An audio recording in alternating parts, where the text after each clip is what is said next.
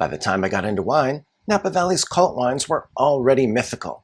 These were wines that inspired awe, curiosity, and tremendous competition for a coveted spot on the mailing lists.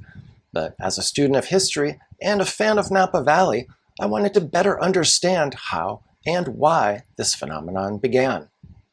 In this video, I'll take you behind the scenes and explore the origins of Napa Valley's cult wines and show you what makes two of its most iconic producers, Harlan and Scarecrow, so extraordinary. Back in the early 1990s, a person named Jean Phillips hired winemaker Heidi Barrett to produce some wine for her.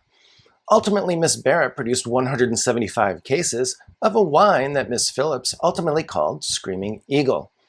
This was a wine that was sold at the Oakville grocery, and it was also on the wine list at Bistro Don Giovanni, but much of it was simply given away. At this time, many of the top wines in Bordeaux were firm, structured, and tannic, and required many years of aging before they could be enjoyed. Take 1995 Bordeaux, for example. Those wines were extremely tannic and structured, and many of them required decades before they reached their peak, and some of them are still not there yet. In contrast, Screaming Eagle was ripe, opulent, and perfumed with polished tannins. While it certainly had the structure to age, it was immediately enjoyable as well, certainly much more so than new release Bordeaux. As a result, many of those who tried the Screaming Eagle wine were extremely impressed, and as word got out about the quality of this new wine, demand quickly outpaced supply. This ultimately led Jean Phillips to set the price for Screaming Eagle at an incredible $75 per bottle. This was at a time when the highest priced wines in Napa Valley sold for only $50. Ultimately, one of the bottles of 1992 Screaming Eagle made its way to famous wine critic Robert Parker, who ultimately awarded it a massive 99-point score.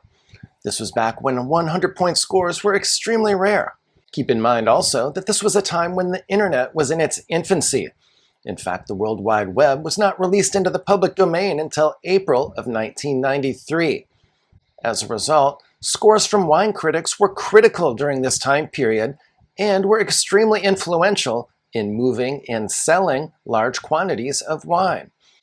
As a result, much like Robert Parker's huge scores for the 1982 Bordeaux vintage set off a wave of buying in Bordeaux, his 99-point score for Screaming Eagle created huge demand for Screaming Eagle and other similar Napa Valley wines. These wines became in high demand, not just because of the high scores, but also because luxury wine collectors enjoyed them because they offered the best of both worlds, world-class quality and more immediate gratification. Before long, there was a massive waiting list to purchase Screaming Eagle wine, notwithstanding the fact that it sold at a huge price premium to many other, even very high-quality Napa Valley wines. Of course, Screaming Eagle was not alone.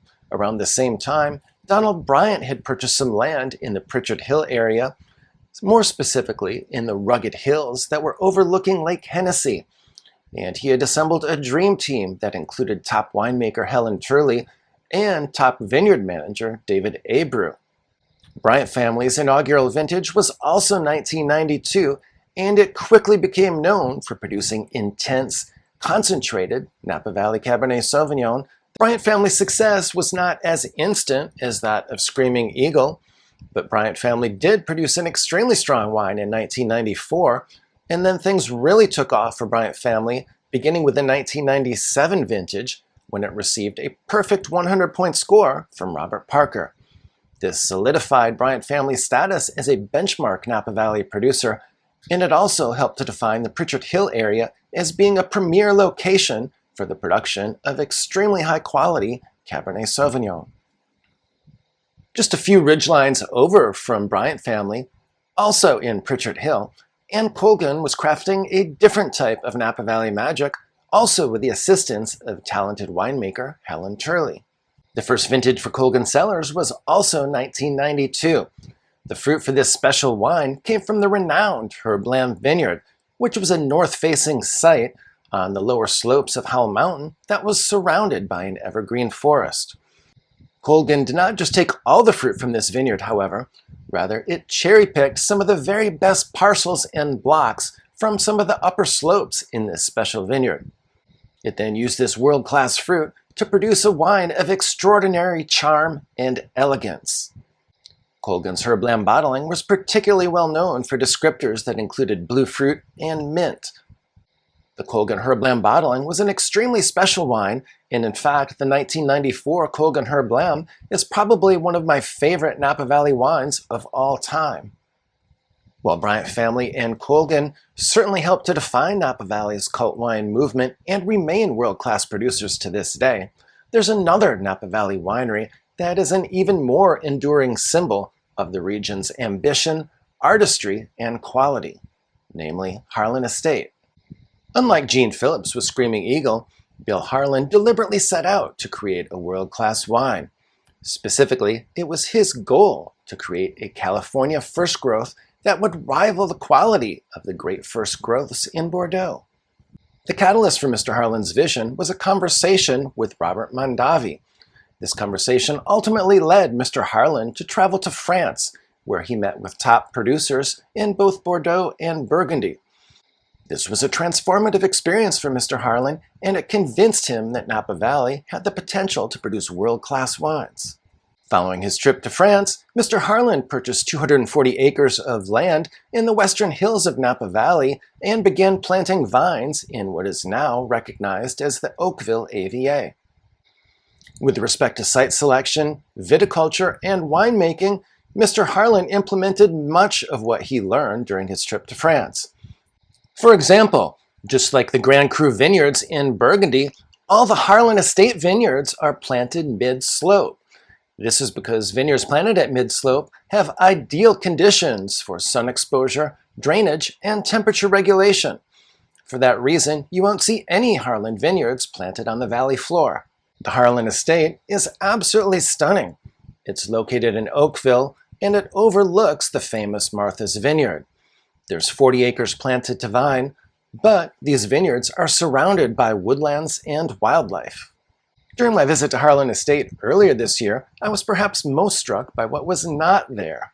By that, I mean that I just come from another winery that's extremely well known as a cult wine producer, and that winery had an indoor cave with a Vegas-style nightclub that had a DJ booth and a dance floor.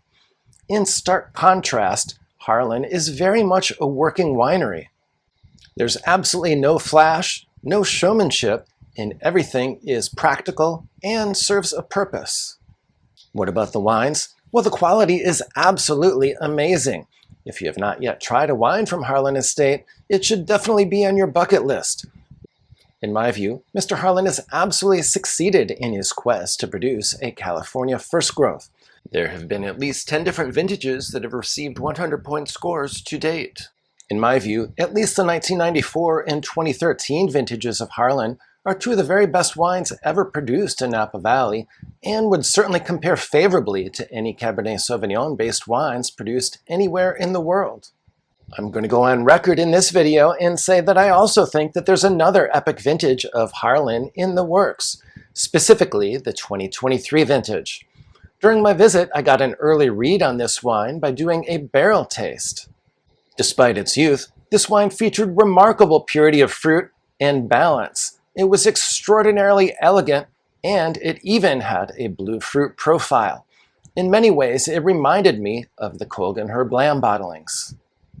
How does Harlan achieve its tremendous quality? Well, there's a meticulous attention to detail in every phase of the operation, including every step of the grape growing and winemaking process.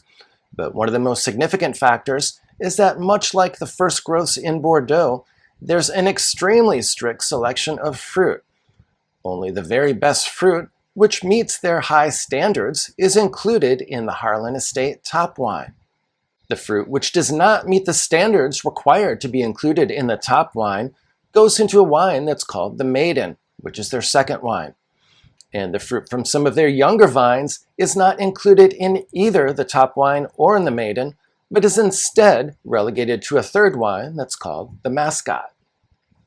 I've visited more than 600 wineries in 100 different regions around the world, but one of the absolute most memorable visits that I've had to date was the very special visit to Scarecrow during one of my recent trips to Napa Valley.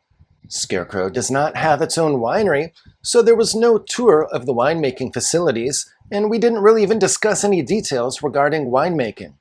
Instead, I was welcomed into the living room of the house that sits on the legendary and historic J.J. Cohn estate, where I met with Brett Lopez, who is the current owner of Scarecrow and J.J. Cohn's grandson.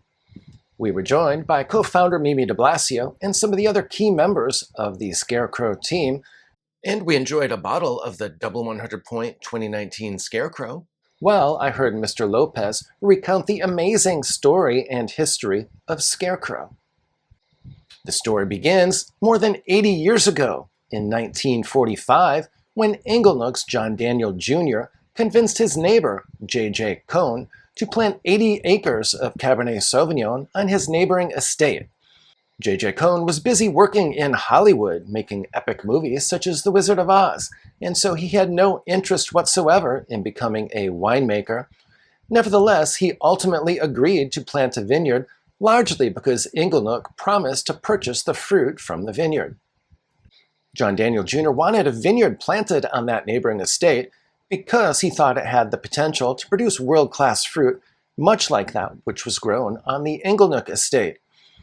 This is so because the land on which the Cohn estate is situated is now part of the famous Rutherford AVA, but more specifically, it's situated on the Rutherford Bench. Here you'll find well-drained gravelly soils, ideal sun exposure, and gentle slopes that are ideal for the production of world-class Cabernet Sauvignon. Many of the original vines planted way back in 1945, which were planted on St. George rootstock, still exist to this day and are among some of the oldest vines in all of Napa Valley. Mr. Lopez affectionately refers to these vines as the old men. When you're walking the vineyard and you're standing next to the old men, it's an absolutely humbling experience. In fact, I'm not a small person, I'm 6'2", but I've felt very, very small standing next to these old men, which feel much more like trees than they do grapevines. In fact, many of them are hollowed out, and there's lots of animals and wildlife that even live inside the hollowed out trunks. These historic vines produce extremely low yields, but the fruit that they do produce can add extraordinary complexity to a wine. Interestingly, back in the 1980s, the vineyard managers at the time recommended that Mr. Cohn rip out the old men and replace them with new vines that were grown on the AXR1 rootstock that was all the rage in Napa Valley at the time. Fortunately, Mr. Cohn rejected this advice and just decided to continue to let the old men produce their low quantities of fruit. This was a fortuitous decision, as this AXR1 rootstock was ultimately found to be susceptible to phylloxera. So all the other vineyards in Napa Valley that were replanted ultimately had to be replanted again. This is why you won't find many vineyards in Napa Valley that were planted before the 1980s or 1990s. For decades, this high-quality fruit from the J.J. Cohn estate quietly enriched some of the very best wines in Napa Valley, including not only Inglenook, but also wines like Joseph Phelps Insignia, Opus One, and several others. But in 2003, Brett Lopez and co-founder Mimi de Blasio assembled a dream team that included winemaker Celia Welch and ultimately decided to produce a wine that they called Scarecrow. Scarecrow was an instant success, and it was well received both by critics as well as wine collectors. Almost immediately, there was a very long waiting list. Scarecrow continues to produce one of the very best wines in Napa Valley and has had 4 different vintages with 100-point scores to date, including the double 100-point 2019 vintage. But for me, it's not the lofty scores that make Scarecrow wine truly special. It's the authenticity. Specifically, it's the old men, the history, the family behind the wine, all of which combine to create a wine that feels deeply human. I've published dozens of videos about Napa Valley, all of which I'll link in the description below. But if you enjoyed this video and you'd like to learn about the rise of Super Tuscan wines in Italy, be sure to check out this video that's linked above.